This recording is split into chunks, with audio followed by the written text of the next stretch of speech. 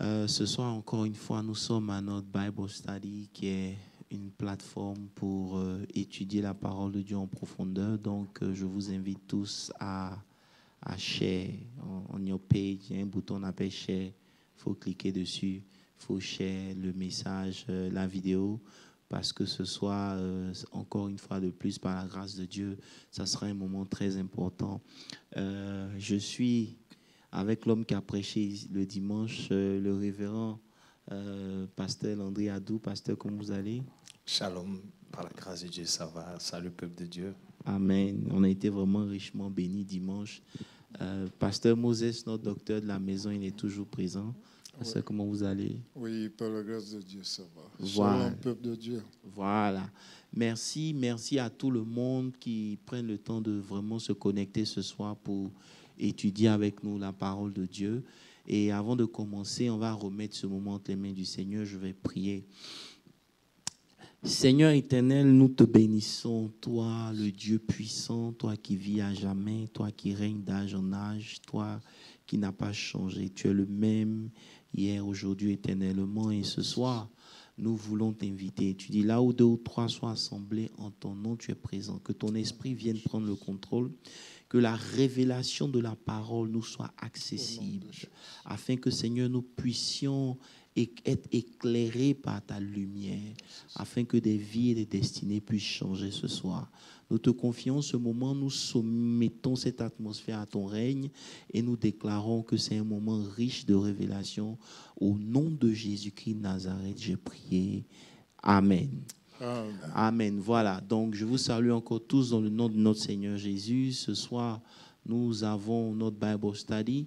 On est toujours dans la série de Game of Life et comment gagner ce game. Il y a beaucoup de choses qui ont été dites so far. Et encore une fois de plus, ce soir, nous allons essayer d'aller en profondeur. Donc, invitez vos amis, rappelez-leur que it's time for them to check the Bible Study parce qu'il y a des vérités qui vont leur faire du bien. Voilà, donc sans plus tarder, Pasteur Moses, dimanche, on a été bénis. Oui, on a été richement bénis par Ok. le révérend Adou, André. Voilà. Nous bénissons Dieu pour la vie du pasteur. Ok. Et nos prières, c'est que Dieu le remplit davantage. Amen. En tout cas, Pasteur, on a été bénis. Encore une fois de plus, merci. Pasteur Landry Adou, ne dis pas.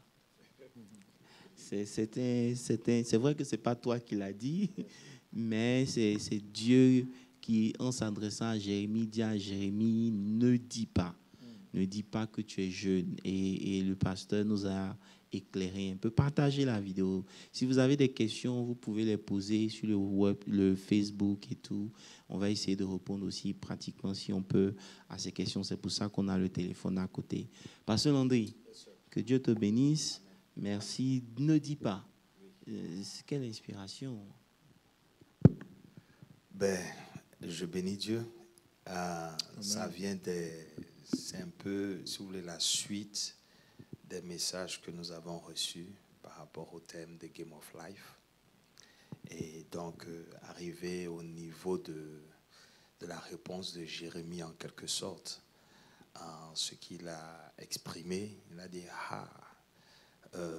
je suis un enfant, je ne sais pas parler, je suis un enfant. Et le Seigneur qui dit, ne dis pas, je suis un enfant. Donc ça m'a tout de suite inspiré. Par rapport à ça, j'ai voulu vraiment développer quelque chose autour de la chose. Pourquoi? Parce que la vie chrétienne est faite de, j'ai envie de dire, la vie même, ça commence par la parole. La parole. La Bible déclare qu'au commencement était la parole. Oui. Et toute chose a été créée par la parole. Tout à fait. Et donc, quand Dieu dit ne dis pas, ça veut dire qu'il y a un langage qu'on ne doit pas avoir. Il y a une manière de parler qu'il ne faut pas avoir. C'est ça. Et donc, c'est en cela que j'ai voulu un peu développer dans ce sens-là, en partant à la base. C'est-à-dire, ce que tu dis vient en fait de ce que tu es. Yeah. Ça va de ce que tu es. Et en fonction de ce que tu es, il y a un langage approprié maintenant qui vient. Donc ne dis pas, ça a été en fait la conséquence de lui, sa circonstance, que j'appelais existence. Voilà, que j'appelais existence. Donc, quand j'ai démarré, c'est pour ça que j'ai d'abord parlé de la sélection. Parce qu'il est important qu'on sache qui nous a appelés. Et quand tu sais qui t'a appelé, déjà ça te met dans une certaine position par rapport à l'assurance et la confiance que tu dois avoir par rapport à l'appel ou la mission. Donc j'ai mentionné que Dieu nous avait sélectionnés. Et selon Éphésiens 1, le verset 4, on peut lire Éphésiens 1, 4. Oui. Éphésiens 1, 4, ça commence d'abord par le verset 3. 3, voilà. Attendez, je vais prendre. Oui. Éphésiens 1, 4.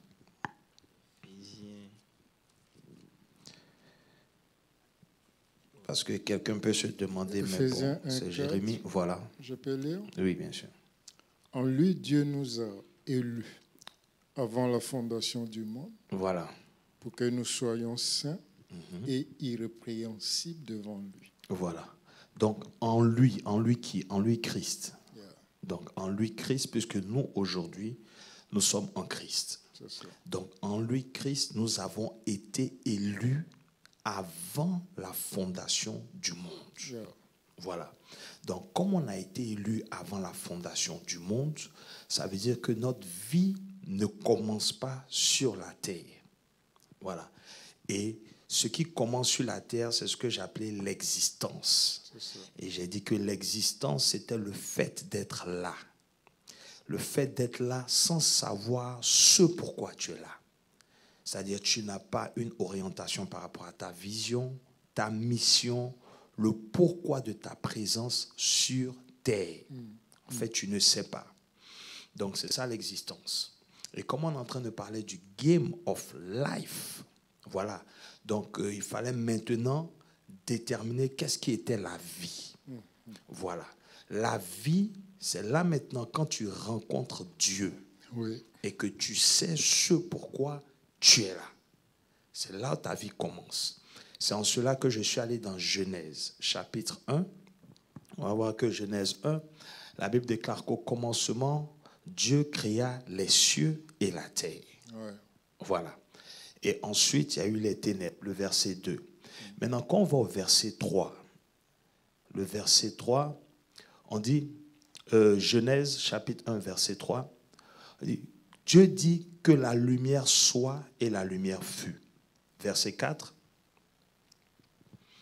Dieu vit que la lumière était bonne et Dieu sépara la lumière d'avec les ténèbres. Verset 5, Dieu appela la lumière jour, il appela les ténèbres nuit. Il y eut un soir, il y eut un matin, ce fut le premier jour.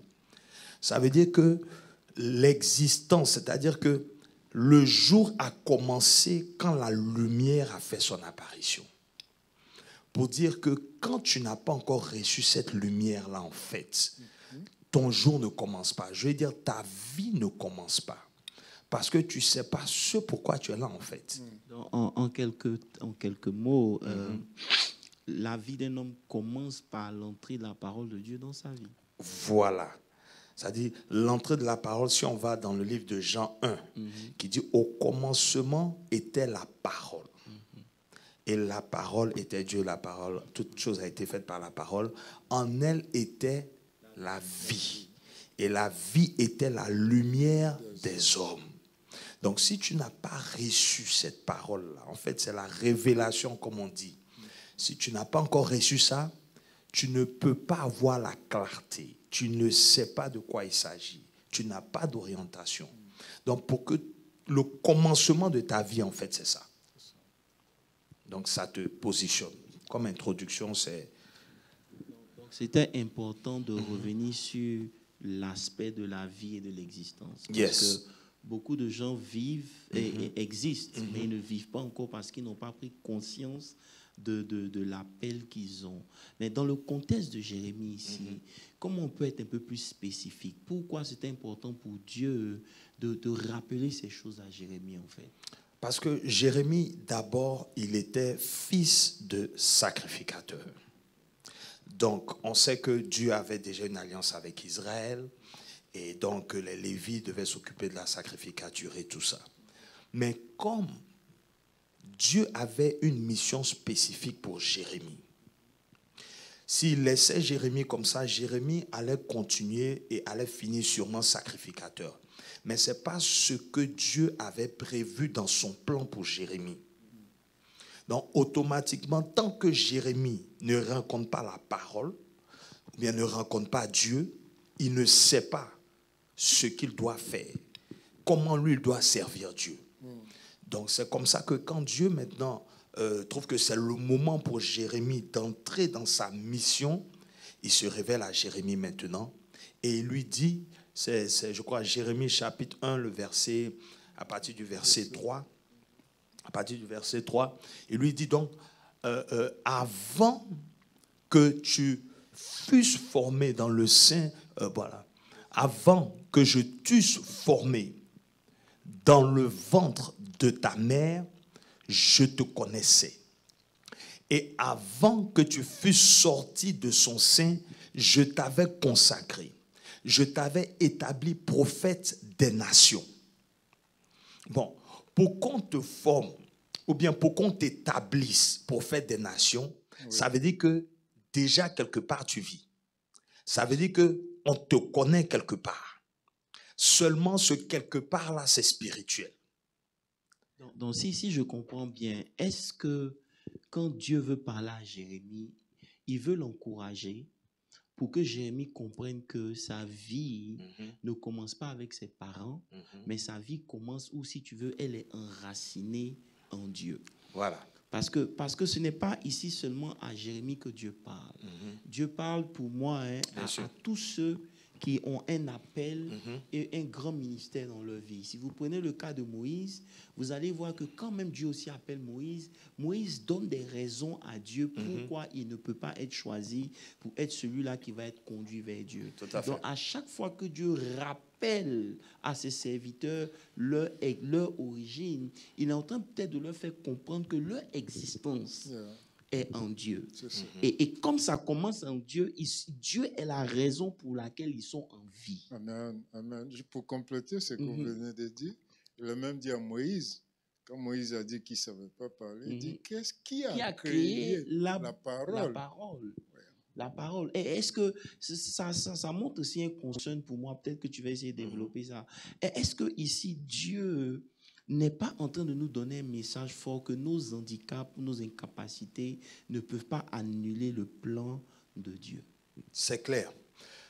Ça ne peut pas, dans le sens où quand Dieu dit qu'il te connaissait, qu'il t'a consacré et que c'est lui qui t'a appelé, en fait, c'est pour t'emmener à comprendre que il n'est pas surpris, en fait.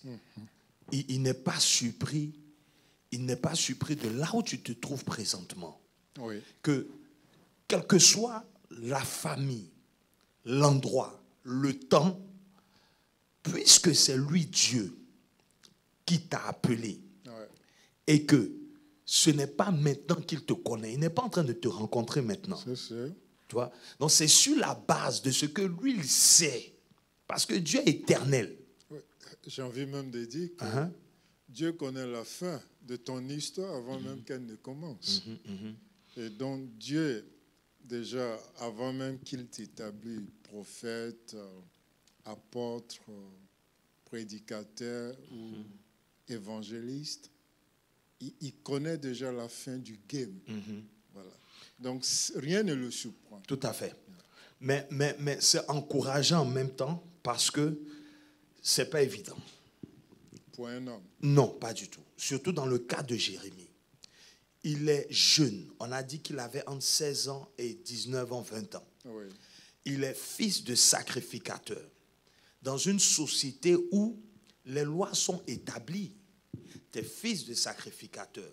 Rappelez qu'en Israël, il faut avoir minimum 30 ans pour être prophète. Voilà. Et là, il était pasteur assistant Et ce qui est fort, en fait, parce qu'on est en train de commencer, hein, ça ne fait que commencer. Ce qui est fort, c'est que le ministère de Jérémie était un ministère très spécial. Parce que Dieu l'appelle non seulement en tant que jeune, ça c'est un, mais Dieu l'appelle pour prêcher dans les rues. Jérémie n'était pas un prophète de la cour royale ou de quoi que ce soit du temps. Jérémie était d'abord celui-là qui criait dans les rues la repentance d'Israël. Parce que après Salomon, quand Salomon est venu et il est parti, l'idolâtrie est rentrée en Israël. Donc, plus de 400, 800 ans même, il paraît. Bon, je n'ai pas les chiffres exacts, mais je crois que c'est 800 ans. Au point où il fallait maintenant ramener les cœurs à Dieu. Et ce qui est délicat dans le cas de Jérémie, c'est qu'il était jeune. Donc, déjà, un jeune pour être écouté, c'est très compliqué. C'est pour ça que Paul dit à Timothée, ne méprise, que personne ne méprise ta jeunesse. Parce que souvent, devant la mission qu'on doit accomplir, on vient souvent avec des raisons. Quand la mission est grande et qu'elle fait peur, quand la mission est grande, elle ressort vraiment d'une dimension assez grande, d'une impossibilité réelle et fondée. Il y a toujours des excuses qui vont monter et c'est ces combats internes. Je ne sais pas si tu te rappelles qu'on a essayé de brosser ça un peu. Tu vois, c'est ces combats internes qui remontent à la surface et qui nous rappellent pourquoi nous ne pouvons pas accomplir la mission que nous voulons faire. Et c'est pour cela que c'est important que Dieu ramène à notre esprit que avant même que je ne te parle d'une mission, je te connaissais.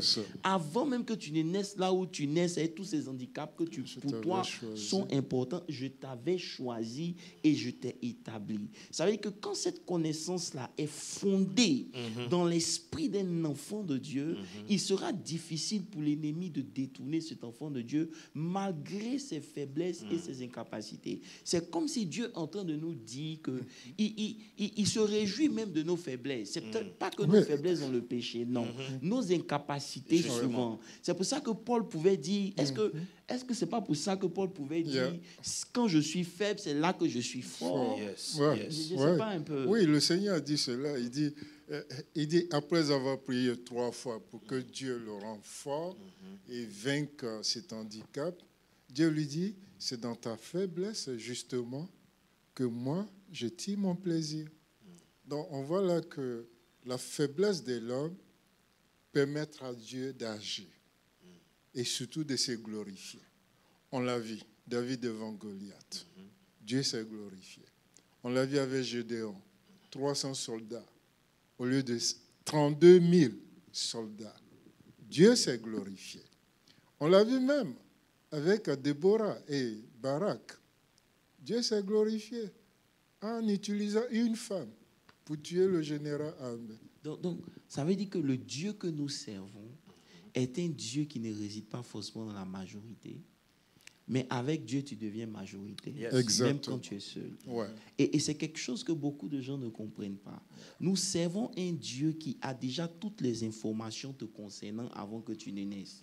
Il n'y a rien que tu feras de ta vie, bien comme mauvais, qui va forcément surprendre Dieu. Mais la vérité, c'est que lorsque l'appel de Dieu se révèle à toi, de façon inconsciente, tu vas toujours chercher en toi la force de pouvoir faire. Et quand tu vois que tu es incapable de pouvoir faire ces choses automatiquement, une certaine peur t'anime, une certaine résistance intérieure naît à partir de toi-même. Est-ce que vous pouvez parler un peu de ça pour que les enfants de Dieu comprennent que beaucoup de destinées ont été arrêtées, pas parce qu'ils n'avaient pas les moyens, mais simplement parce que quand la mission s'est présentée à eux, ils ont regardé en eux-mêmes. Alors que lorsque Dieu appelle, il ne se répand ni de son appel, ni de ses dons. Donc, si Dieu t'appelle à quelque chose, Dieu est conscient de ce que tu as et de ce que tu n'as pas. Et c'est même aussi un signe pour te dire que ce que tu n'as pas n'est pas assez puissant pour empêcher Dieu de faire ce qu'il veut faire. Amen. Amen. Et parce que quand tu grandis déjà dans un système où c'est par ta force, par ton potentiel, par ce que tu sais faire, que tu obtiens des résultats. Oui, c'est ce que déjà, la société nous a fait. Voilà, déjà, ça te conditionne. Donc, quand Dieu vient te dire qu'il t'a appelé, que tu vois la mission, toi, tu regardes ce que toi, tu peux faire pour arriver à ce que Dieu dit. Mais tu ne regardes pas, en fait, ce que Dieu fait. Parce que c'est Dieu qui parle. Donc, tu ne peux pas voir le détail du miracle, par quoi ça va passer. En fait, Dieu te donne le plus souvent, comment on dit, la grande image. Tu vois? Et il peut te dire, bon, tu seras roi, comme David. Mais quand tu regardes là où David était, tu regardes le roi Saül, tu te demandes à la place de David, mais comment est-ce qu'il va faire pour aller prendre le trône? Tu vois? En fait, c'est ça. Donc, tu regardes qu'est-ce que tu as autour de toi, qu'est-ce que tu as avec toi pour accomplir la mission de Dieu avec toi, ce que tu as. Oui. Mais alors que la Bible dit que dans 1 Corinthiens 2, 1, le verset 7, attends, je vais voir, c'est 1 Corinthiens 1, verset 27. Okay. Il dit, mais Dieu a choisi les choses folles du monde pour confondre les sages. Tout à fait. Dieu a choisi les choses faibles du monde pour confondre les fortes. Vois un peu? Parce qu'il faut qu'il tire sa gloire. C'est ça. Il faut qu'il tire sa gloire. Si un soldat bien formé, avec les javelots, les lances, au gabarit de Goliath, vient s'arrêter devant Goliath et le vainc, je ne sais pas où est-ce qu'on va voir la gloire de Dieu en fait. On va dire non, le gars il est fort, il a la technique, c'est un homme de guerre. Mais quand c'est un enfant de quoi, 17 ans, c'est ça? 16 ans, 17 ans, je ne sais pas, quelque chose comme ça, qui vient avec une pierre, une fronde, et qui a affaire avec un homme qu'on appelle un homme de guerre, habitué à la guerre. C'est un homme qui est habitué à la guerre. Et c'est le meilleur de l'armée des Philistins. Oui. C'était le champion. Vis-à-vis d'un enfant qui n'est pas un soldat, qui n'a pas appris la technique de guerre, et qui doit représenter tout un peuple. Vous voyez un peu? Donc déjà, Dieu prend le faible, justement, pour confondre les grands de ce monde. Donc en revenant sur Jérémie, Jérémie est jeune. Il doit aller parler devant des adultes. Comme l'apôtre a dit, à un temps où Dieu ne parlait pratiquement pas. Et c'est un enfant qui va venir s'adresser aux religieux ou aux grandes personnes et tout. Mais imaginez un peu. Jérémie dit non, je suis un enfant. Je suis d'accord avec ça. C'est très important ce que le pasteur André est en train de dire. Mais il faut aussi regarder l'attitude de Dieu. Parce que dans ce que tu es en train de dire, même concernant David, Dieu n'envoie pas David directement. Ça veut dire que même quand Dieu te choisit, quand tu es un enfant, Dieu a des préalables. Donc ce n'est pas forcément l'âge qui compte avec Dieu. C'est ça. Tu comprends un peu? Parce que ici, on peut parler du manque d'expérience que comment il s'appelle? David ou que Jérémie mettait sur la table. Mais ce n'est pas l'expérience forcément qui compte, dans l'expérience de la vie qui compte pour Dieu. Mais c'est une expérience avec Dieu. Comment? C'est une expérience avec Dieu qui est importante. Vous devez comprendre qu'à chaque fois que Dieu vous parle, c'est comme s'il se parle à lui-même. OK. Parce que Dieu ne voit jamais votre âge, il ne voit jamais votre condition, il ne voit jamais où vous êtes au moment où il vous parle. Quand Dieu vous parle, il a déjà la picture de la fin. C'est ça. Il a déjà tout mis en vous. C'est pour ça qu'il dit, avant que tu ne sois né, je t'avais déjà formé, je t'ai consacré, tu as appelé à prophète. Tous les verbes sont conjugués au passé. Ça veut dire que tous les verbes sont conjugués au passé avec Dieu. Donc moi, je comprends ici, pasteur Landry, que quand Dieu m'appelle, je dois m'aligner à la pensée de Dieu pour pouvoir opérer avec lui. Et c'est ici, là, un des problèmes que nous avons qui fait que Jérémie peut dire, par exemple, je suis qu'un enfant. Est-ce que vous comprenez? Parce qu'on n'a pas compris que quand Dieu nous parle, il se parle à lui-même. C'est pour ça qu'il dit à Jérémie après que je vais t'envoyer, je serai derrière toi. Oui. Je mets mes paroles dans ta bouche. Je mets d'abord mes paroles dans ta bouche. C'est un procédé parce que pourquoi j'ai voulu toucher ça? Vous savez, la religion nous a fait croire que quand Dieu nous appelle, c'est fini. Non. Tu comprends un peu? Mais lorsqu'il reçoit Jérémie, il ne donne pas l'onction à Jérémie. Il avait déjà oint. Oui. Donc l'onction que Jérémie a, il avait depuis le sein de sa mère. C'est ça. Donc l'onction, si vous voulez, c'est quelque chose avec laquelle vous naissez. Yes. Mais l'onction que vous avez ne pourra pas être activée sans que la parole de Dieu descende dans votre bouche. Amen. Amen. Amen. Amen. Et je crois que l'orateur a dit quelque chose comme ça le dimanche. Il dit les ténèbres, c'est l'ignorance. Et la vérité, sinon la connaissance vient par la lumière. Et c'est pour cela que le dimanche aussi, il a parlé de Salomon. Quand il a prié, quand Salomon a prié, il a fait une prière et Dieu a aimé sa prière. Ça veut dire que ce que Salomon demandait, c'était d'opérer comme Dieu. Est-ce qu'aujourd'hui, on peut parler de ça sans que ça ne choque la foi de quelqu'un? En fait? Bien sûr, avec plaisir. Avec plaisir. Parce que, en fait, c'est ce que Dieu attend de nous. Parce que la réponse de Dieu, c'est comme si c'est ce qu'il attendait de Salomon, en fait. Salomon s'est aligné à la pensée de Dieu. Pourquoi on va représenter Dieu sans être Dieu? Pourquoi? Vous voyez un peu ce que je veux dire? Donc, ça ne doit pas choquer, normalement, les enfants de Dieu. Et c'est pour ça qu'on est sur ces thèmes-là. Oui. Parce qu'il faut pouvoir parler comme Dieu nous demande de parler. Il faut pouvoir manifester ce que Dieu veut que nous manifestons. Bon. Maintenant, quand il voit Salomon, d'abord fait un holocauste, 1000 holocaustes à Gabaon. Gabaon, comme j'ai rappelé, c'était le haut lieu. Donc, si on veut aller déjà dans la dimension spirituelle, c'est-à-dire que Gabaon était le principal haut lieu pour pouvoir donner les sacrifices. Maintenant, ce qui est curieux, c'est quoi? Quand Salomon reçoit sa réponse de Dieu, Salomon quitte Gabaon, il s'en va à Jérusalem. Gabaon, ce sont les combats. C'est ça. Il finit le sacrifice. Maintenant, il s'en va à la paix. Jérusalem qui est la paix. C'est-à-dire, il a fini avec les combats. C'est là où on parle de tout le temps être dans les guerres, au nom de Jésus, ceci, cela, la guerre et tout. On n'est pas dans une certaine tranquillité, une certaine paix pour pouvoir justement maintenant arriver à la pensée de Dieu pour manifester les choses de Dieu. Ouais, un peu. Salomon, d'abord, lui, c'est vrai, n'a fait aucun combat. Il a reçu tout de David.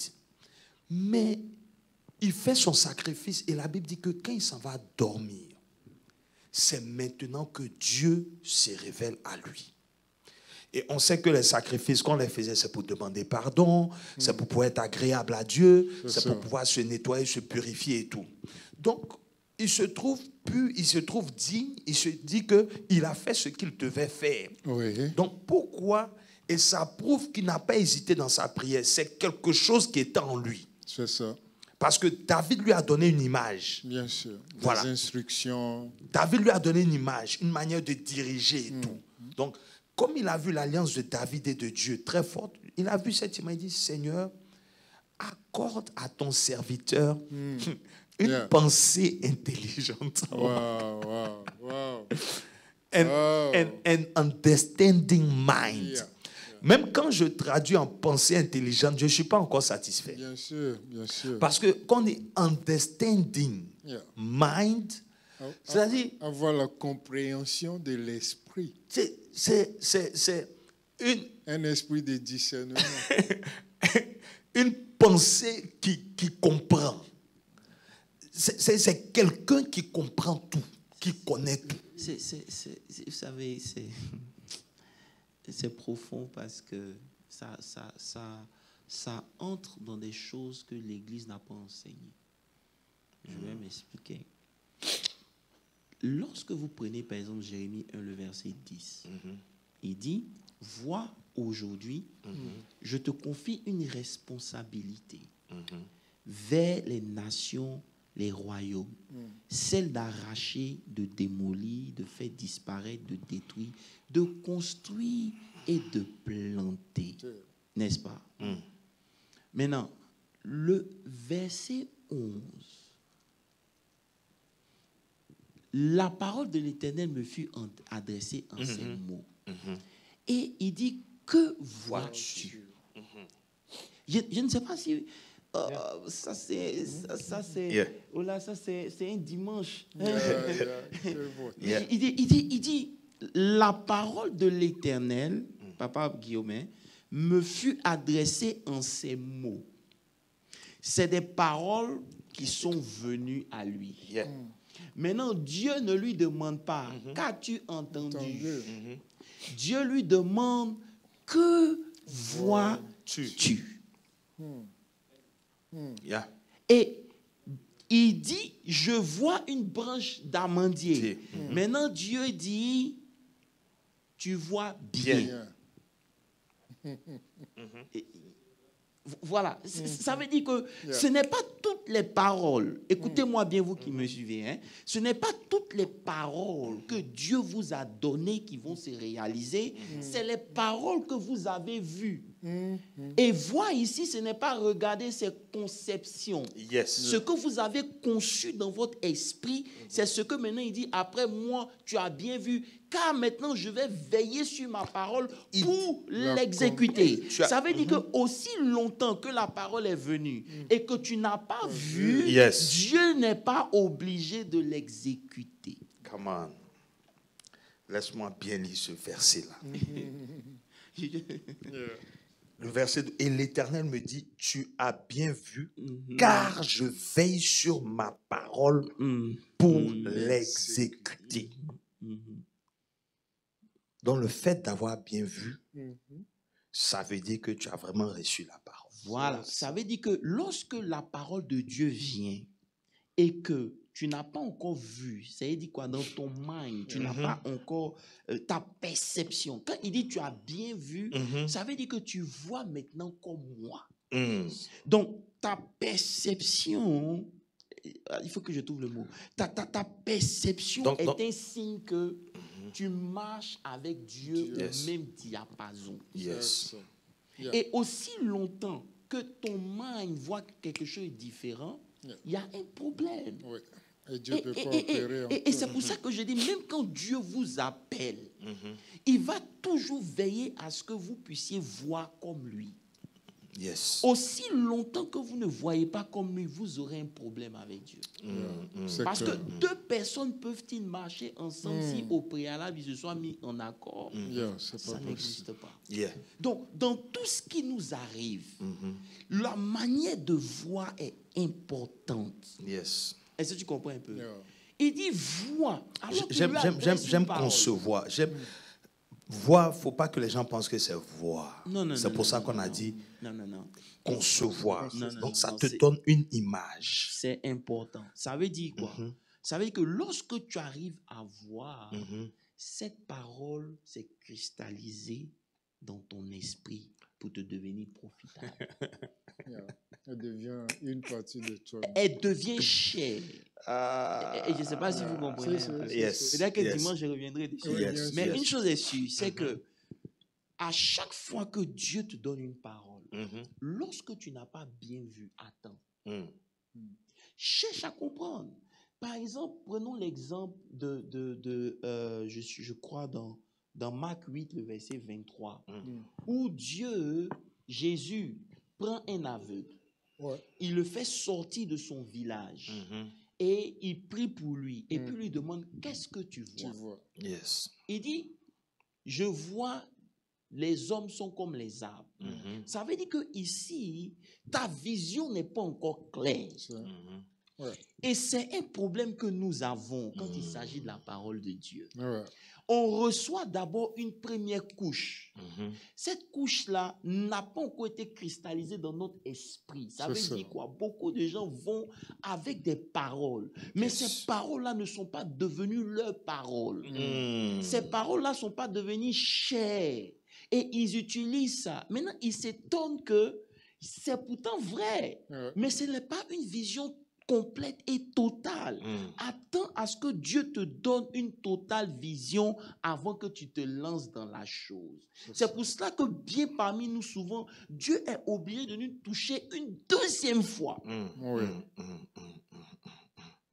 Je ne sais pas si je peux parler de Oui, ça. bien sûr. Il est obligé de te toucher. C'est-à-dire, la parole doit arriver à un niveau où la parole n'a plus à douter avec tes peurs intérieures. Yeah. Lorsque tes peurs intérieures s'élèvent toujours dans ton esprit contre ce que Dieu a dit, ça veut dire que tu dois rester là.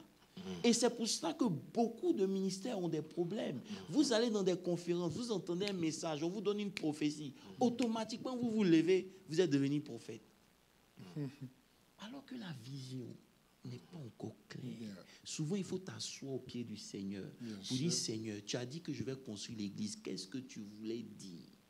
Yes. Tu dois voir. C'est pour ça qu'il dit à Jérémie, tu vois bien. Parce que si Jérémie ne voyait pas bien, il ne pouvait pas avancer avec lui d'abord. Non, c'est clair. Lisez le texte. Après encore, il lui demande encore, que vois-tu? Ça veut dire que aussi longtemps que la parole de Dieu n'a pas changé notre manière de voir, Ouais. on aura toujours des problèmes. Yes. Yes. Yes. Yes. On Yes. aura Yes. toujours des problèmes. Oui. Oui. Parce que vous ne pouvez pas marcher avec Dieu avec une vision incomplète. Non. Elle peut être vraie, mais elle n'est pas complète. La révélation qu'on a peut être vraie, mais elle n'est pas complète. Et malheureusement, on en fait une doctrine. Ah. Et c'est ça qui nous tue. Et après, on se rend compte que ce que Dieu avait dit, c'est vrai. C'est vrai. Oui. Mais pourquoi il n'y a pas de résultat? Parce que ce n'est pas complet. C'est sûr. Parce que tu n'as pas vu. Parce que tu n'as pas encore perçu dans ton esprit, tu n'as pas encore compris, tu n'es pas arrivé à un niveau où c'est tellement clair que tu n'as pas de doute. Yeah. Pourquoi un homme comme Abraham peut, quand tu lis Romains 4 encore, Oui, 17. Romains 4 à partir du verset 17, espérant contre toute espérance. Ça veut dire qu'il ne regarda pas son corps qui était usé et celui de sa femme. Ça veut dire qu'il était arrivé à un niveau où la parole en lui était tellement claire que la vision extérieure n'avait pas d'effet sur lui. Ouais. Donc, c'est pour ça que Dieu dit qu'on l'appelle Abraham. Donc, il entend père de... Multitude, mais il doit voir. Voilà. Donc, comme il entend père de multitude, père de multitude, père de multitude, Et ça crée justement ça. quelque chose en lui. Voilà. Donc, il voit et maintenant, il espère, comme on dit. Et c'est pour cela, que, par exemple, c'est ouais. pour cela que quand Dieu parle à Josué, Donc, il dit dans Josué 1, le verset 8, il dit que ce livre de la loi ne s'éloigne point de toi. C'est ça. Médite-le jour et nuit. Tu comprends un peu? Oui. Agis fidèlement, c'est alors que tu réussiras dans tout ce que tu dois faire. C'est ça. Nous, on ne laisse pas Dieu former sa parole en nous.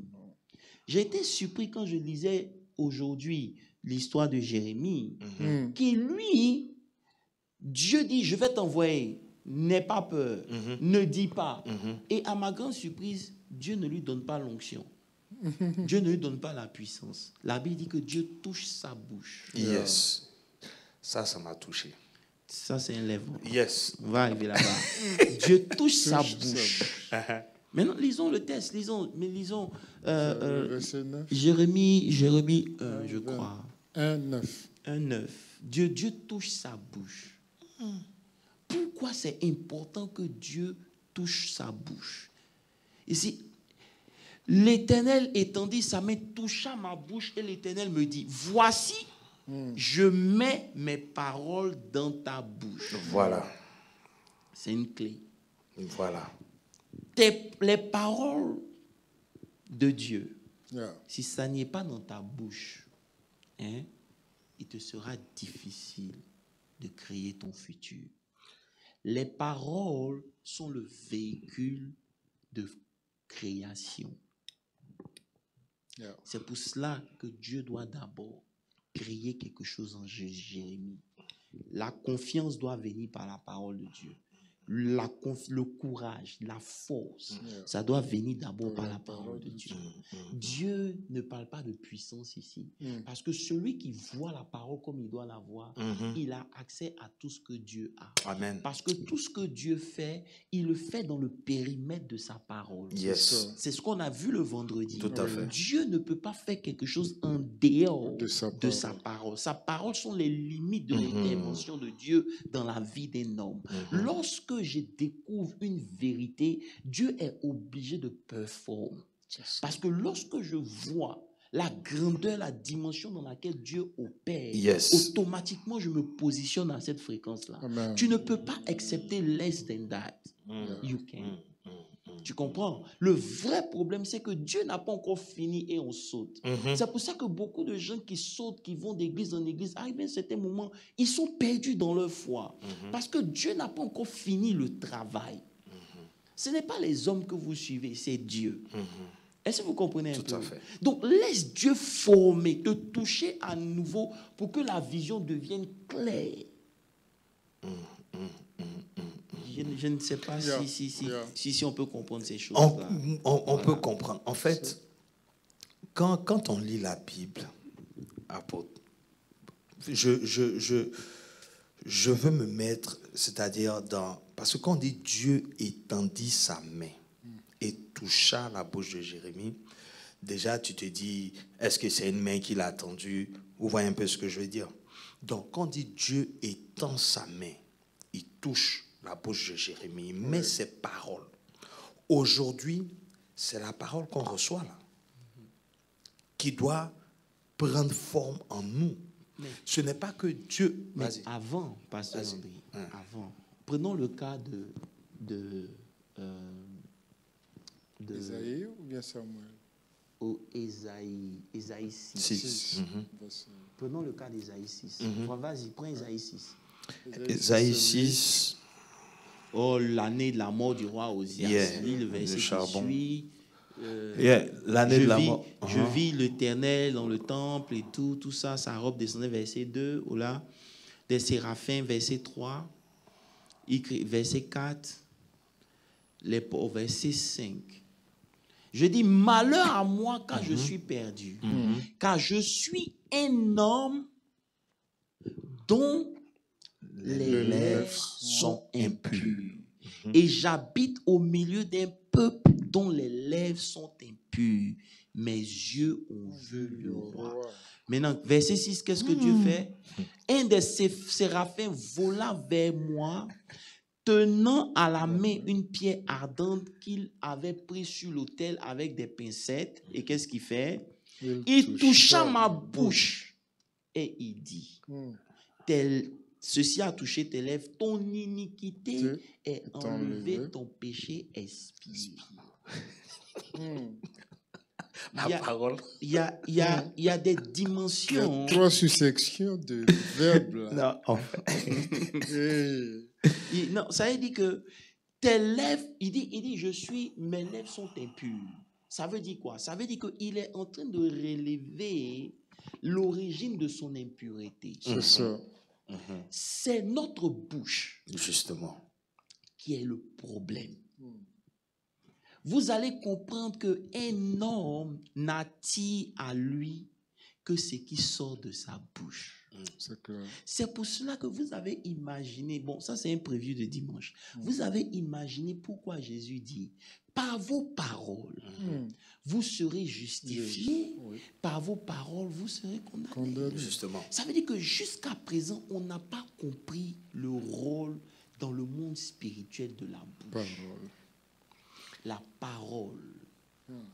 Mais Isaïe a dit quelque chose. Il dit, la corrélation là, il dit, mes lèvres, j'ai vu Dieu alors que j'ai des lèvres impures.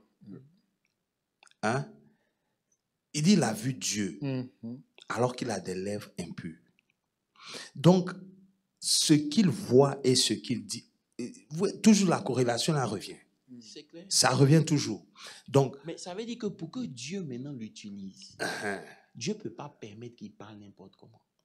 C'est ici la clé. Tout à fait. C'est-à-dire Dieu se révèle à lui. Maintenant, il se rend compte qu'il est impur. Il habite au milieu d'un peuple dont les lèvres sont impures. C'est une dimension terrible dans laquelle je n'ai pas envie de rentrer maintenant. Mais une chose est sûre, c'est que pour que Dieu puisse l'utiliser, Dieu doit d'abord purifier ses lèvres. Nos paroles nous condamnent à longueur de journée. Yes, sir. Et tant que le chrétien ne comprend pas que ce n'est pas les choses qui sont extérieures à lui qui définissent sa vie, ou qui le combattent, que c'est les choses qui sont à l'intérieur qui définissent ses circonstances, il n'a encore rien compris. Parce que tout ce que Dieu crée, il le crée par le véhicule de la parole. Tout à fait. Tout à fait. Donc par mes paroles, je suis pur, ou par mes paroles, je suis impur. Tu comprends un peu? Maintenant, ce qui est intéressant dans les paroles, c'est que ce n'est pas forcément des paroles audibles. Il y a ce côté-là. Je vais m'arrêter ici parce que là, c'est... Il y a ce côté-là également. Ce ne sont pas des paroles forcément audibles. Parce que c'est une dimension du prophétique aussi. Parce que sans parler, tu émets des vibrations.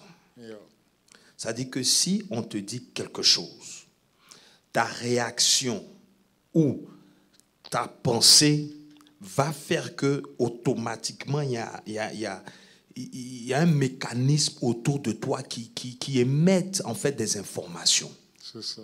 C'est pour ça que quelqu'un peut venir dans ton champ et puis peut savoir qu'il y a quelque chose qui ne va pas.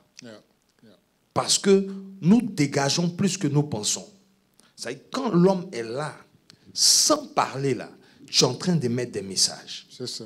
Parce que ta pensée est en train de travailler toujours. Oui, ta pensée travaille toujours. Et c'est là où c'est vraiment très important, justement, parce que quand on est en train de parler de aligner les pensées là, ça dit qu'on est distrait à un niveau où on se laisse en fait emporter dans ces choses-là. Et c'est ce qui fait que quelqu'un qui dit qu'il est sauvé, racheté par l'Éternel, peut être triste à l'église. C'est-à-dire, je peux comprendre peut-être à la maison, bon, mais c'est des pasteur André. En fait, ce que tu dis est vrai. Comment des gens comme Winston Churchill, qui était à l'époque Premier ministre, c'était même Premier ministre de la Grande-Bretagne au temps de la guerre. Deuxième guerre mondiale. Écoutez bien ce qu'il dit. Parmi les quotes qu'il a pu dire, il y a un quote qui m'a marqué. Il dit que ce n'est pas le mood de quelqu'un qui détermine la fortune. La fortune, c'est le sort de sa vie, en fait.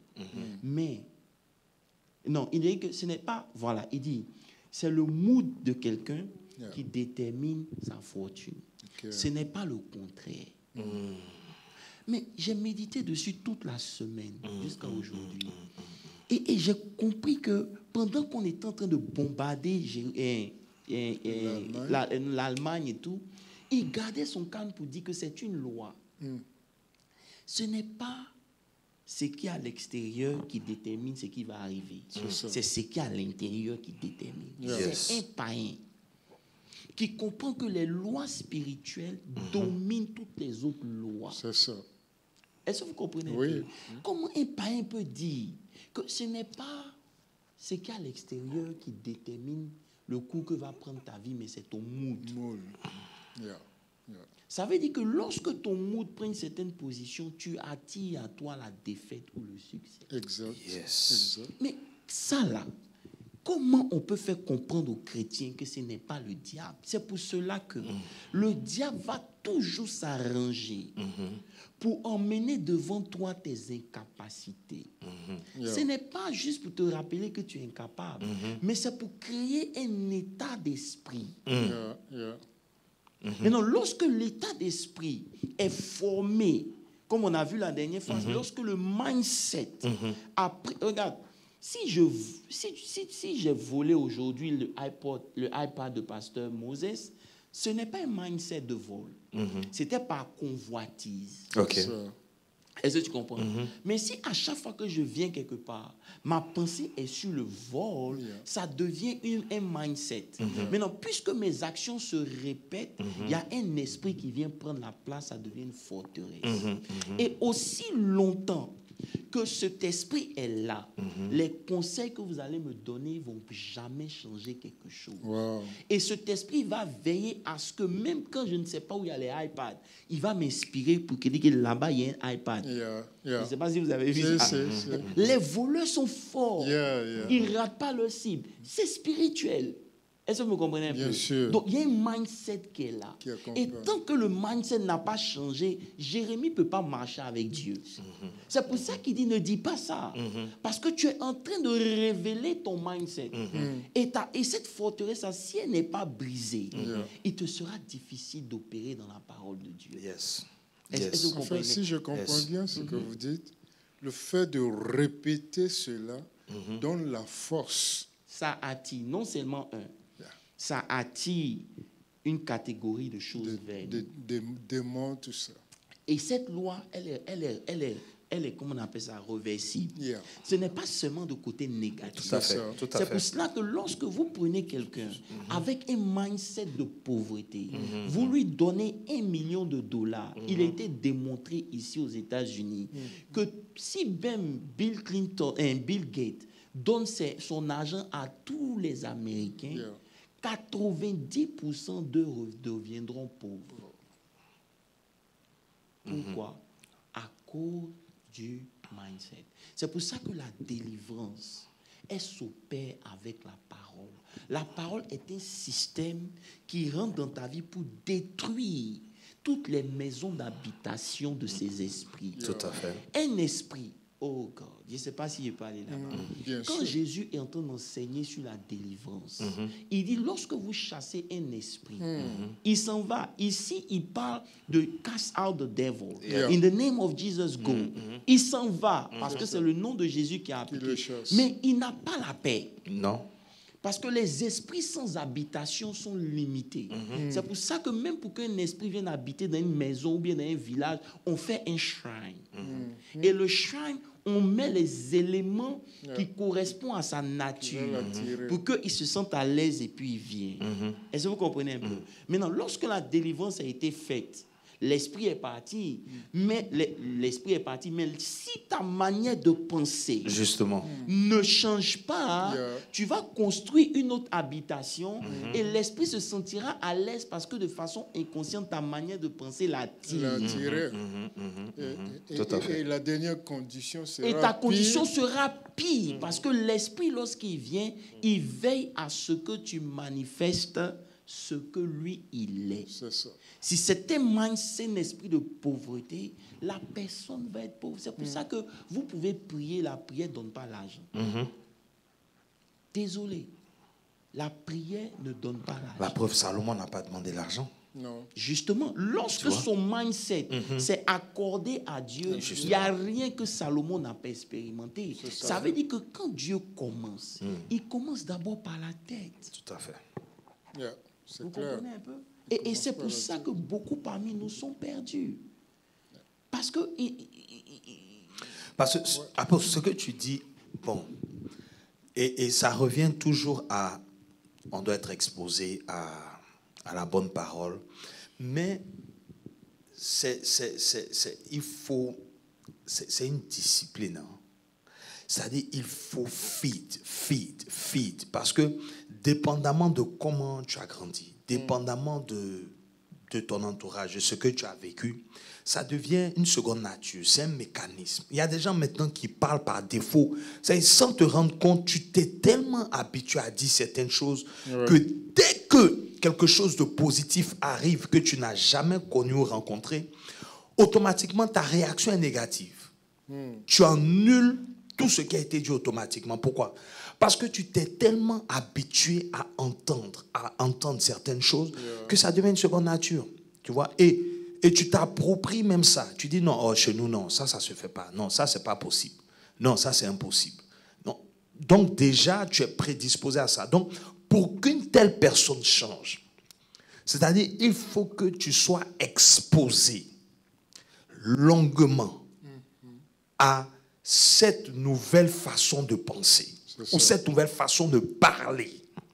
Tu vois? Donc, tu entends, tu confesses, jusqu'à ce que ça change en fait, ton mécanisme, bien ton système de pensée, de réflexion, de conception des choses. Regarde, si on est, parce que toute vérité est relative. Lorsqu'elle est négative, elle a un côté aussi positif, n'est-ce pas? Yeah. Disons que l'esprit est venu parce qu'il y avait une forteresse, C'est ça. un mindset qui l'attire. Ça veut dire quoi, Pasteur Landry? Il y a des esprits qui ne pourront plus rentrer dans la vie d'un homme Yes. lorsque son mindset a changé. Tout à fait. Ouais. Aussi simple que c'est. La prospérité, lorsqu'elle doit venir visiter un homme, elle ne commence pas d'abord par l'argent. Elle commence d'abord par changer sa manière de penser. C'est ça. Il peut comprendre que même s'il n'a pas les moyens financiers dans sa poche, les moyens financiers ne déterminent pas sa valeur Exact. ni sa richesse. La mentalité est importante. La pauvreté, c'est une mentalité. Yes. Donc, dès qu'il comprend ça déjà, il construit autour de lui une différente kind d'esprit, de mindset. Est-ce que vous comprenez un peu? C'est ça. Le seul problème, c'est quoi? Lorsque vous commencez à confesser, vous voulez forcément voir ça maintenant. Immédiatement. Et lorsque vous ne voyez pas, vous commencez à être déçu et découragé et vous retournez à vos anciennes confessions. C'est ça. C'est ça. Est-ce que vous comprenez? Mais alors que la foi vient de ce qu'on entend, ce qu'on entend vient de la parole de Dieu. C'est la confession qui bulle ta foi. Oui, il faut prendre le temps de build cette confiance C'est important dans la pasteur. parole de Dieu. C'est important parce que sinon tu vas dire des choses qui sont contraires à ce que Dieu veut que tu dises. Et à chaque parole négative, tu es en train de détruire. C'est comme si tu cassais le mur. Ça veut dire que tu confesses des choses à l'église, mais quand tu retournes chez toi, tes confessions annulent tes premières paroles. C'est ça. C'est ça. Et tant qu'on n'a pas compris ce principe et cette loi, on sera toujours en train de struggle. C'est pour cela que souvent, ça retarde beaucoup de lutte pour ne pas... C'est ça, pour ne même pas confesser des choses négatives. Souvent, la situation n'a pas de solution. Mais ce n'est pas à moi de commencer à m'inquiéter parce que je n'ai pas de solution. Je reste calme. Salomon dit, écoute beaucoup, mais parle très peu. Amen. Amen. Vraiment? Je ne sais pas si vous êtes connectés, si vous nous avez suivis. Non, écoutez beaucoup, mais parlez peu. Mais ce soir, nous sommes en train d'essayer de développer un peu la pensée. Quand Dieu appelle, il veut que tu voies. La parole de Dieu, écoutez, et je vais répéter, Dieu vous a donné beaucoup de paroles. Il nous a donné beaucoup de paroles. C'est ça. Mais ce n'est pas toutes les paroles que Dieu exécute. C'est ce que tu as vu. Que vois-tu dans ce que je suis en train de te dire? Je vois que c'est possible. Alors, tu as bien vu. Et comme tu as vu, je vais veiller. Ça veut dire quoi? Je vais emmener chaque chose. C'est pour ça que la Bible dit que toute chose concourt au bien de celui qui aime. C'est-à-dire Dieu va faire concourir les événements. Parce que maintenant tu vois et que tu lui donnes la gloire, il ne peut pas prendre la honte. C'est ça. Je ne sais pas. Celui à qui tu donnes la gloire, il ne va pas vouloir prendre la honte. Non, jamais. Au contraire, il est tenu et obligé de veiller sur sa parole pour l'exécuter. Mais tant que tu n'as pas vu, tu te promènes avec des slogans, cette parole est légère, elle n'opère rien dans ta vie, elle ne produit rien. En parlant de confession, Parole et slogan. 1 Jean 4, rapidement, 15 dit, celui qui confessera que Jésus est le Fils de Dieu, Dieu demeure en lui et lui en Dieu. Maintenant, le verset dit, et nous avons connu l'amour que Dieu a pour nous et nous y avons cru. Dieu est amour et celui qui demeure dans l'amour demeure en Dieu et demeure en lui. Maintenant, le verset 17 dit, tel il est, tel nous sommes aussi dans ce monde. Voyez un peu ce que je veux dire. Ça dit, pour croire quelque chose comme ça et arriver à confesser, il faut vraiment que le renouvellement du mind, c'est ça. C'est ça. Tel il est, tel nous sommes. Arriver au point de croire que tu es Dieu. Regarde, lorsque Jérémie voit comme Dieu voit, ça veut dire que Jérémie a épousé le mind de Dieu. Yeah. C'est pour ça que Paul nous dit, ayez le mind de Christ. De Christ.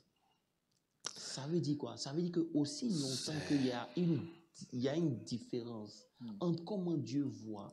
Et c'est ça dans le début de Jérémie. Jérémie dit, je suis un enfant. Dieu ne voit pas un enfant. Jérémie dit, non, je suis trop jeune. Je ne sais pas parler. Dieu dit, qui t'a dit que c'est toi qui as parlé? Je serai derrière toi. Tu comprends un peu? Donc, tant que Jérémie ne voit pas encore ce level, ils ne peuvent pas opérer. Et j'ai compris qu'en fait, à chaque fois que Dieu parle, il va s'accorder à ta conception de lui. Yes. Yes. C'est crucial. C'est toi qui donnes une dimension, c'est toi qui donnes la limite, c'est toi qui... Personne n'est venu dire à cette femme, si tu touches le pan de sa robe, tu seras guéri. Elle a conçu dans son esprit que si elle touche le pan, parce que c'est un homme saint, ça va produire. Et la conception est ce qui détermine la dimension de Dieu. Quelle conception tu as de Dieu? On dit par exemple que un païen comme Churchill dit que ce n'est pas ce qu'il y a à l'extérieur qui détermine la fin des choses, mais c'est ton mood. Et j'ai réfléchi, mais il y a un proverbe attends, il y a un proverbe, laissons à ce que je trouve ça. Proverbe, voilà. Proverbe 15, verset 23 dit, on éprouve de la joie à bien répondre. Et qu'une parole dite à propos est agréable. Ça veut dire que tes confessions ou tes paroles déterminent l'état de ton esprit. Oui. Est-ce que vous comprenez un peu? Détermine l'état de ton esprit. Par tes paroles, tu peux augmenter ou diminuer ton level de joie. C'est ça. Tu augmentes ta propre joie en parlant. Alléluia. Je ne sais pas si vous comprenez ce que je suis en train de dire. Donc, ça veut dire que ici, là, Pasteur Moses, le chrétien doit reprendre ses responsabilités. Dieu touche la bouche de Jérémie. Il touche la bouche d'Ésaïe. Parce que c'est important. Même quand Moïse est en train de parler, il dit non, il faut te calmer. C'est moi qui ai créé la bouche. Parce qu'on n'a pas encore compris. C'est des clés avec lesquelles on doit fonctionner. Dieu a déjà créé le chemin. Tu ne peux pas créer un nouveau chemin. Et aujourd'hui, à force de vouloir de nouvelles révélations, on oublie les éléments essentiels. C'est tellement simple que ça nous choque. Comme on en parlait, crée ton futur. Oui.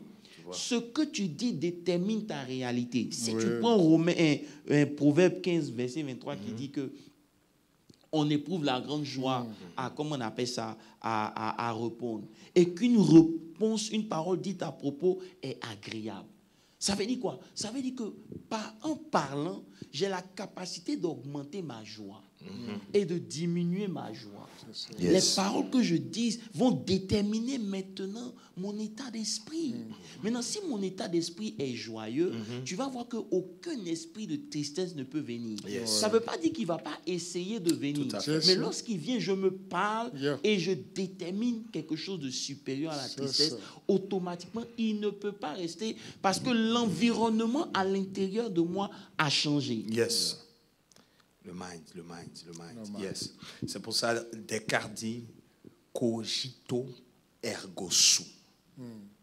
Je pense, donc je suis. Donc je suis. Tu vois? Mais par rapport à la confession, Proverbe 13.2. Proverbe 13.2 dit, ce verset-là m'a fait beaucoup de bien aussi parce que ça rentre dans le contexte justement de « A man shall eat well by the fruit of his mouth ».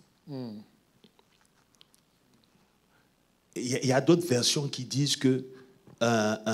trouve une autre version qu'on va voir si on peut avoir quelque chose de différent. Parce que... Même ça, déjà. Par le fruit de la bouche, on jouit du bien. Ça veut dire que c'est ta bouche qui produit des choses bonnes dans ta vie. Est-ce que vous comprenez un peu? C'est par tes confessions. Je dis, les paroles sont le véhicule, l'instrument de création. Tant qu'on n'a pas compris ça, on n'a pas encore compris Genèse. On dit, c'est par le fruit de la bouche qu'on jouit du bien. Maintenant, en anglais, justement. From the fruit of his lips, a man enjoys good things. C'est-à-dire, quand tu comprends ça, tu ne peux plus te permettre de dire n'importe quoi. Tu ne peux pas. Surtout que, moi, je n'ai même pas dit, moi-même, moi personnellement, dis encore c'est bon même. C'est même pas ça qui me fait peur. Faut même pas Mais penser. c'est le mindset qui construit et qui donne la capacité à un esprit qu'on chasse de revenir. Yeah.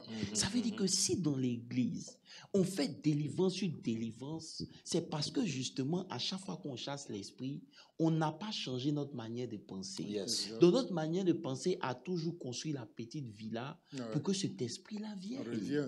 Et donc, il se sent confortable de revenir parce que ta manière de penser à l'intérieur de toi est une invitation, est une fréquence à laquelle C'est lui il ça. est confortable. Yeah. Donc, si tu veux mettre mal à l'aise un esprit de pauvreté, Il tu faut ne vas pas aller changer. chasser dans la prière. Esprit de pauvreté, je te Non, chasse. non, non. Non. Tu le chasses d'abord dans ta pensée. pensée. Yes. Parce que beaucoup de gens n'ont pas compris que ce qu'ils perdent là, ils ne le perdent pas par leurs mains, ils le perdent dans leur pensée d'abord. Amen. Yeah. Si tu es victorieux dans ta pensée, tu le seras aussi dans la vie active. Amen. Amen. Donc, ce que tu n'as pas dans ta pensée, tu ne l'auras pas non plus dans tes mains. Yeah. C'est pour ça que la Bible dit que c'est par abondance du cœur. En fait, c'est la bouche pensée. parle. Je parle. Tu comprends un peu? C'est la pensée. Par abondance de la pensée Yeah. que la bouche parle. C'est ça. Vraiment, gloire à Dieu. C'est ce que Amen. les Grecs disent. Ils disent homonodio. C'est ça. Tu sais, Homonodio. Oh, mon Dieu. Yeah. Les deux sources. C'est-à-dire, on croit du cœur et on confesse de la bouche. Et donc, la croyance du cœur, là, c'est ça la pensée, là. c'est C'est-à-dire, ça. Ça veut dire, regardez même, il y a deux dons, selon les écrits, Yeah. il y a deux choses importantes que Dieu a données à l'homme qui n'existe que chez l'homme. C'est quoi? C'est le mind Yeah. et c'est la parole. C'est ça. Aucun animal ne parle. Ils peuvent émettre des sons, C'est ça. ils peuvent peut-être se comprendre dans leur langage, mais ils ne parlent pas. C'est ça. Dieu a donné le mind et la parole. Parole à l'homme. Lorsque les deux s'accordent, Yes. vous devenez une divinité. Amen. ça. Amen. Amen. Lorsque Lorsque le la mind, pensée la pensée et, et la la parole parole s'accordent, s'accordent, vous devenez une divinité. Wow. Parce que c'est Ça, les c'est attributs de Dieu. Ça, c'est puissant. Dieu a d'abord pensé avant de dire qu'il soit. Yeah. Donc, quand il a pensé à la terre, il a libéré. Yeah. Et la terre est venue.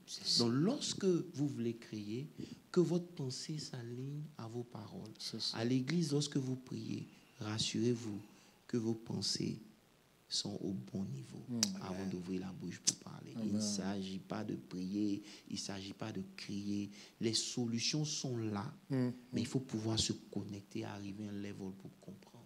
Yeah. Est-ce que vous comprenez un peu? Et je insiste et je reviens. Cette histoire de mindset, Papa Guillaume, c'est la clé de beaucoup de choses. Ouais. Dieu a chassé tous les ennemis. Regardez, vous n'avez pas remarqué que même en Israël, lorsqu'ils n'ont pas pu rentrer dans la terre promise, ils ont vaincu tous leurs ennemis, Yeah. Oui, mais ils n'ont pas pu rentrer. c'est ça. Ils n'ont pas pu rentrer. C'est-à-dire Dieu a combattu pour eux. Il a chassé les Amalécites quand ils sont Ouais, venus. Josué, Moïse lève la main sur la montagne. Yeah. Quand Moïse est fort, ils ont eu la victoire sur tous les ennemis, les adversaires. Mais ils n'ont pas pu vaincre, ils n'ont pas pu rentrer à cause de leur état d'esprit, ça. à cause de leur mentalité. Yes, Ça veut dire sir. que la mentalité de peur et de faiblesse était toujours présente. Yeah.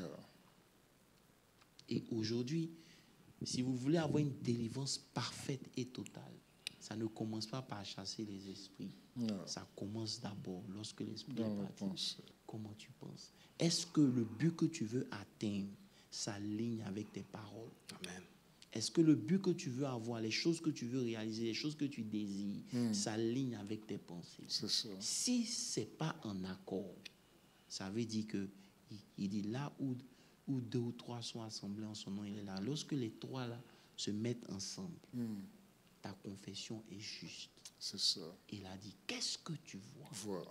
Il donne une parole, mais dans la parole, qu'est-ce que tu vois? Yeah. C'est pour ça qu'on peut prêcher le même message, mais chacun ne voit pas de la même manière. Oui, c'est la façon d'entendre, de Juste concevoir de dans concevoir, la l'esprit conception est est claire et différente c'est la pour clé chacun. de beaucoup de choses. Même si j'ai donné une partie de mon message de dimanche, c'est pas grave. Yeah. C'est Dieu pouvoir. Yeah. C'est la conception des choses. Celui qui arrose sera arrosé. Voilà, Dieu va arroser tout à fait. Mais c'est pour ça. Parce que Landry, on va te laisser au moins terminer en nous expliquant beaucoup de choses. Tu as parlé de beaucoup de choses. C'est vrai qu'on a pris plus de temps. Non, mais bon, on a dit, je pense qu'on a dit l'essentiel, mais pour si j'ai envie de dire, pour conclure un peu, c'est d'emmener j'aime pas utiliser le terme chrétien même, le Fils de Dieu que tu es, que nous sommes, à nous aligner à ce qui convient à la parole qui doit sortir d'un Fils de Dieu. Un Fils de Dieu ne parle pas comme quelqu'un qui est encore en train de chercher ses voies, qui ne sait pas pourquoi il est sur la terre, qu'est-ce qu'il est en train de faire, quelle est sa mission et tout. Le fait déjà d'avoir accès à Christ, le fait de connaître Dieu, même si on ne le connaît pas encore à une certaine dimension, le b.a.-ba, c'est-à-dire l'assurance et la conviction par rapport à son salut, doit être établi. Ce n'est pas normal qu'un fils de Dieu encore ait des problèmes par rapport au thème de la justice, la sanctification, avoir une conscience de péché ou de pécheur, se culpabiliser, revenir sur le passé, ne pas pardonner. En fait, ce sont des choses sur lesquelles ton assurance ne peut pas, si tu n'es pas encore convaincu à ce niveau, tu ne peux pas avoir cette assurance-là pour justement entrer dans cette dimension où tu penses comme Dieu. Parce que tu ne peux pas penser comme Dieu si déjà tu te dis que Dieu ne t'aime pas parce que, bon, peut-être tu as commis une erreur, ou bien parce que dans ta famille, tu viens d'une famille où il y a la malédiction, mais il y a la sorcellerie. Automatiquement, ton mind est sur ces choses-là et tu n'as pas la victoire déjà à ton propre niveau. En fait, c'était ça, ramener le Fils de Dieu à comprendre que si tu es fils de Dieu, qui veut dire Dieu en chair, il y a un langage qui vient avec. C'est ça. Il y a une confession qui vient avec. Tout à fait. Donc, une fois que tu arrives à ce niveau-là, ça sera facile maintenant pour toi parce que tu n'es plus condamné. Yeah. Et on a des chrétiens aujourd'hui encore qui sont hésitants sur ces choses-là. Donc aujourd'hui, je suis sauvé. Demain, je ne suis pas sauvé. Aujourd'hui, je ne sais pas si Dieu m'aime. Demain, bon, peut-être qu'il m'aime. Bon, aujourd'hui, peut-être que si je fais 10 jours de jeûne, Dieu va plus m'aimer. Ou bien si je fais 24 heures de prière, c'est là que le Seigneur m'aime. Vous comprenez? Donc, ce n'est plus ce qu'on sait, mais c'est plutôt ce qu'on voit ou ce qu'on pense. Non, ça doit être ancré en nous. Amen. Nous savons que nous sommes fils de Dieu, rachetés de l'Éternel, élus, prédestinés, glorifiés. Amen. On doit vraiment être établis sur cette base. Amen. Et là maintenant, quand on approche du trône de la grâce, vu qu'on est justifié, on a accès à tout. Alléluia. On a accès à tout, parce que c'est celui qui est justifié. Mais on n'est pas justifié par les œuvres, on est justifié parce qu'on croit. C'est ça. C'est pour ça que la Bible dit que Abraham a cru. Yeah. Et cela lui fut imputé à justice. Amen. Pas parce qu'il a posé un acte super, non, il a cru. Et donc ne pas regarder ce que nous ne pouvons pas faire ou ne savons pas faire. Mais regarder ce que Christ a déjà accompli. Sur cette base-là, puisque ce n'est pas notre gloire que nous cherchons, c'est la gloire de Dieu, automatiquement nous avons accès et nous pouvons voir ces choses-là se manifester dans nos vies. Donc c'était ça un peu que je voulais plus toucher, parce que la vie vient de la parole. La parole, c'est Dieu. Que Dieu vous bénisse. Amen. Merci encore. Je vais laisser les éminents hommes de Dieu conclure et prier en même temps pour la fin. Amen. Non, je crois que tu as bien fini. Pasteur Moses, tu as quelque chose il a tout dit. Il n'y a rien à ajouter.